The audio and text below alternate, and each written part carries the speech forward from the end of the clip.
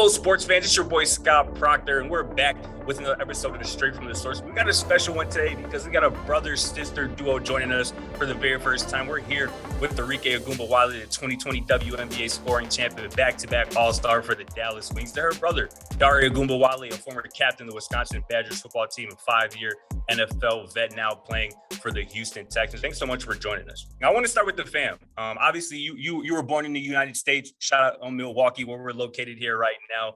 But your parents migrated from Nigeria. Dad was in the military. Mom played softball at DePaul. I know they had their children heavily involved in sports at a young age, particularly soccer.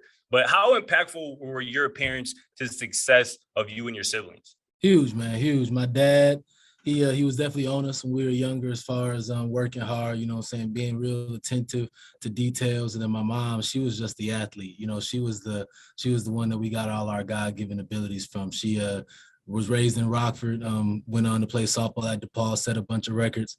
So yeah, she's the real the athlete of the family. But yeah, between those two, I mean, they had us real locked in with sports, all three of us, and it's been a blessing. Just seeing him and how hard he worked, and my mom, and you know how much they sacrificed for us at a young age. They put us in track, basketball, soccer, and we were traveling every single weekend. And obviously, you know, at that age, you don't have to do that, but you know, they dedicated pretty much their whole lives to us and everything we wanted to do. So that's why we're successful now. Oh, that's awesome stuff. They definitely set the foundation for sure. Your brother, Dare, signed as a free agent with the Texans this offseason, which means you guys will be playing kind of in the same state professionally as of right now. I know you two are close, and you know how is your friendship, your relationship kind of evolved over the years, and you know what have you kind of learned from each other, you think? Every year I got older, he just became one of my best friends, and I pretty much go to him about everything. You know, he's a mentor, best friend, you know, brother, big brother. So just a role model. So just seeing him, you know, how he is as a professional, especially me going into my professional year. Just seeing how he is teaching me how to be a pro, but our relationship is special, especially him now being in Houston. He's come to a lot of my home games. He actually just bought a house out here too, so it's close to me. So yeah, we're pretty much together all the time whenever we can be. You know, we've been close our whole lives, but these last couple of years, I would say, once she got to college, we just got really, really close, you know, just bouncing knowledge off of each other. Arike, she's been one of the ones that's just been born with a bunch of athletic ability, with a bunch of talent, but for some reason still decided to work harder than everybody. And that was my thing when I'm watching her at a young age, just picking that up from her, just seeing how talented she was, but still had that crazy grind that kind of pushed her to the next level. And it was just obvious that nobody was going to be able to touch her. And then fast forward now, she's doing exactly what we all thought she would.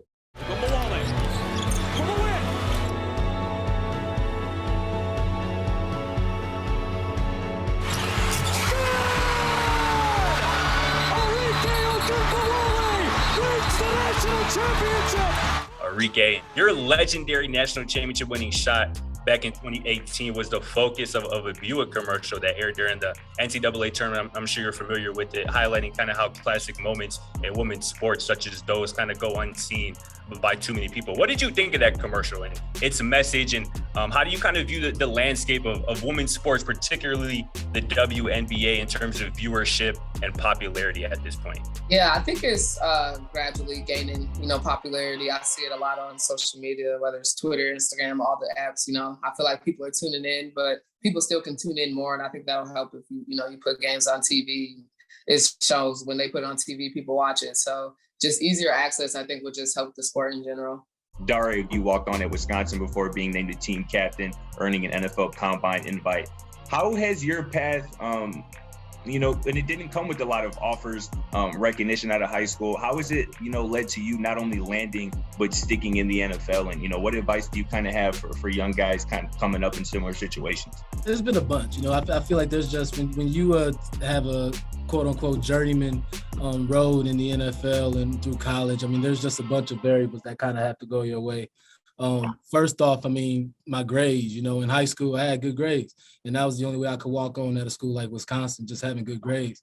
So that's always the biggest advice I give when I go back to talk to high school is just, you got to have your grades right. Maybe you might not be in a situation 4-star, 5-star, get a full ride right out the gate. But, if you walk on and you can get your foot in the door, then that hard work will speak for itself.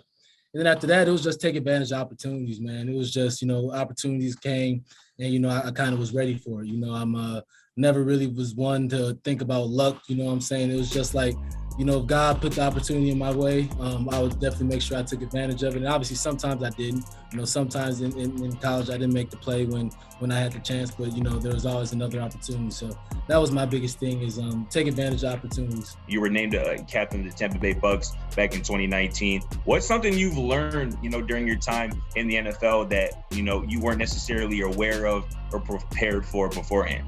It's a business, bro. It's a business. And that's one thing that I don't think anybody's really prepared for. I mean, I heard it all the time. I had friends, James White, Monty Ball, Melvin Gordon, older guys that kind of mentored me in college. And they told me once you get to the league, it's a business. But you don't really understand what it means until you get into the league and be like, oh, it's a business. So it's, that was one thing I wasn't ready for, just numbers, money, when that gets involved. Some things don't always go your way, regardless of if you think that you deserve it or not. So that was one thing that was tough, a hard pill to swallow from the start. But like I said, I mean, you just kind of, it's either you can go two ways with it. You can kind of bow down and say it's just what it is, or you can kind of know, that you deserve to be in this league and you're better than a lot of players in the league. So you just keep sticking with it and eventually the cream rises to the top. No doubt about it. And obviously, Arike, you've won a national championship. You've been named to an all-rookie team, all-WNBA first and second team, been an all-star game MVP. I mentioned at the top how you led the WNBA in scoring. So you've done a ton, more than most professional hoopers would ever dream of doing throughout a whole career in just 4 years. But what's next for you personally, do you think? What drives you and what do you kind of hope to check off the list, so to speak, next, or really kind of before you really just hang it up? Well, hopefully I don't hang it up anytime soon. I'm only in year 4, but just really trying to succeed in this league and get a championship, honestly. Like, I think that's everybody's goal, but that's a real goal, to just try to get a championship in Dallas and bring one, to the organization. No doubt. And before we get out of here, I want to play just a quick game of rapid fire with you two. Just ask about 5 questions to each of you. Does that sound good? Let's get it. Yeah, that's cool. I want to start here. The best player you've played with? Marina. We've been playing together since college, so we still play together now. So it's definitely my favorite. I played against Julio. So I would say Julio, he had a great game against us when I was in Tampa. I feel like that's going to be a lot of people's answers. But, yeah, I got the chance to play against Julio Jones. And the best player I played with, I would say Mike Evans. I mean, just being at practice with him, he would do some incredible stuff, bro. And he's just a freak of nature, freak athlete, and knowledge of the game. So I would say those 2 guys. Easy answer for sure. How about somebody you think is maybe the most underrated player in the WNBA? I'd say Kelsey Mitchell. She's a killer, every year, every game, but I think kind of goes under the radar, but she's definitely a bucket. How about your favorite NFL moment so far? Probably my first touchdown. I mean, I grew up a soccer player, so my first touchdown I scored at Tottenham Stadium in London, which was crazy. It was just a crazy experience, just getting able to score my first touchdown in London in a soccer team. That's one of my dad's favorite soccer teams. I would say that was my favorite moment so far. How about your favorite WNBA moment so far? I'm gonna sneak in one because the All-Star game, you crossing up Kelsey Plum, that was some. That one, I love that one. But how about you? That was a good one. I'll probably say the All-Star game last year when I got MVP. That was just a fun game, and that was my first All-Star game, so it was definitely cool experience. This last one here, funniest teammate, somebody who in the locker room just always has you rolling, laughing and whatnot. That's tough. I'll say Brooke McCarty. I played with her my rookie year. She's from Texas, but yeah, I played with her my rookie year. We had fun. I don't know if he's naturally, or if he tried to be funny, like a comedian type of thing, but Ronald Jones, he's just goofy. I mean, everything he do just goofy. I mean, he's another one of those freak athletes, but I mean, in the locker room, he's just gonna have you cracking up just doing some goofy stuff. So I would probably say Rojo. No doubt about it. That's awesome stuff. But that's all the questions I got for you two. Dare, Arike, thanks again so much for joining us. But for Scott Proctor, Dare, and Arike Ogunbowale, catch you on the next episode of Straight from the Source. Thanks for watching. Feel free to check out our other videos and don't forget to smack that subscribe button down below while you're at it. Also, for more great and original content, head right over to bvmsports.com.